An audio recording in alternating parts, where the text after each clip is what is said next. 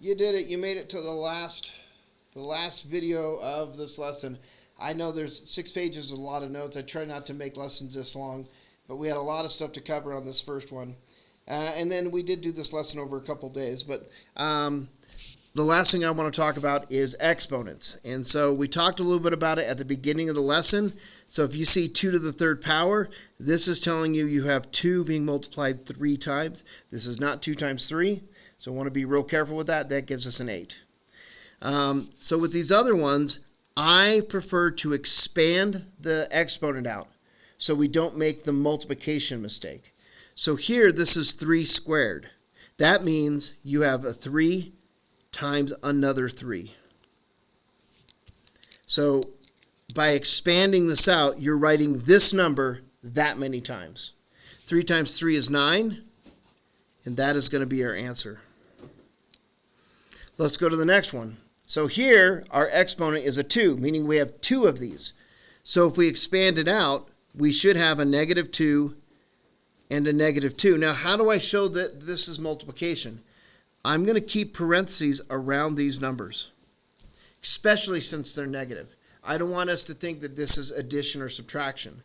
This is a -2 times another -2. Because remember, this tells you how many times this is being multiplied to itself.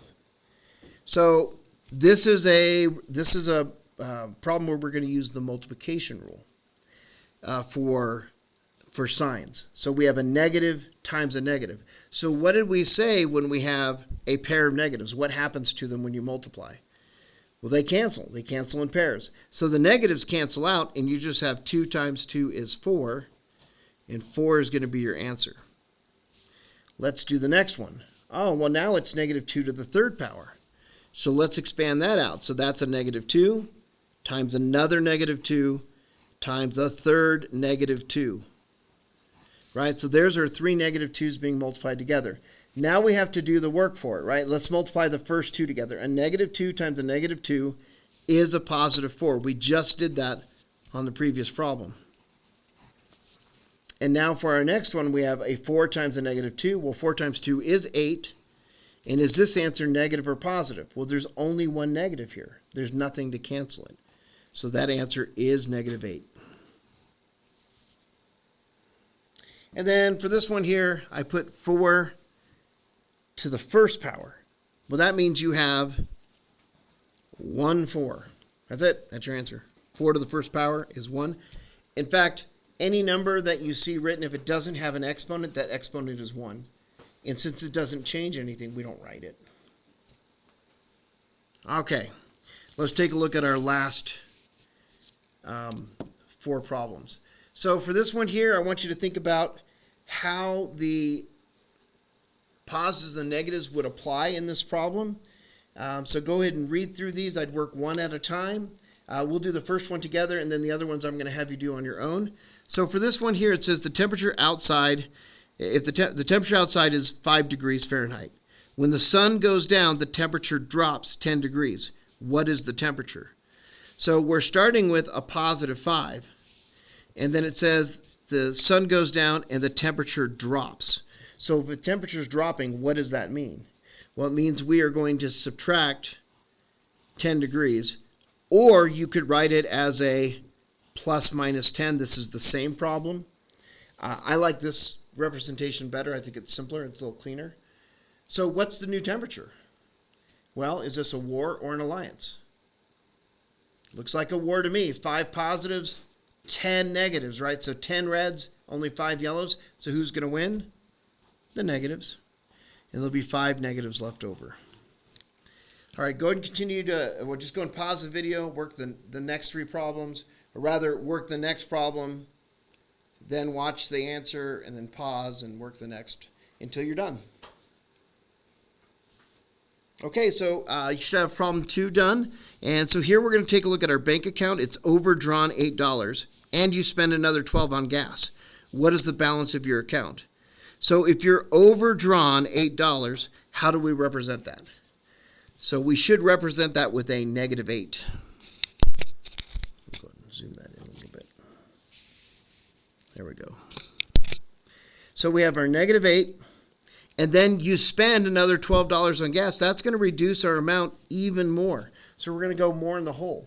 Is this a war or an alliance? Well, a -8 and a -12 is treated as a -12. This is an alliance. So this is an alliance of negatives. We're going to combine them all together. So how many negatives would we have total? You would have 20 negatives. So -20 is going to be our answer there. On the next problem, a person loses $25 per day for 4 days total. So what does that look like? Well, if we're losing $25 per day, how do we represent that? That would be a -25. And then it says per day, and we do this for 4 days. So there are two ways you could approach this. You could do -25, and another -25, and another -25. So you could do this for 4 days. Would this be an alliance or a war? Well, they're all negatives. So this is an alliance. All 4 groups are negative. So this is an alliance of negatives. And so you would have 100 negatives. So that would be your answer. And that's one way to solve this problem. Another way to do that is to say I have this -25, and I have it 4 times. So this -25 occurs 4 times. And then we do our rules for multiplying negatives. 4 times 25 is 100. And there's only one negative, so there's nothing to cancel it. So it is -100. So you could have approached the problem either way. Either way is fine. All right, number 4. You owe $6 and you receive $9. What's your new balance? Well, if I owe $6, what is that? How do we represent that? Well, that would be a -6, or they would be red tiles. And if you receive $9, that is addition. You are getting $9 more. So that would be yellow tiles. Looking at this situation then, to find the new balance, is this a war or an alliance? Well, looking at these, it's definitely a war. Positives versus negatives. Who's going to win? The positives will win because you have more positives than negatives. How many positives will be left over? There will be 3.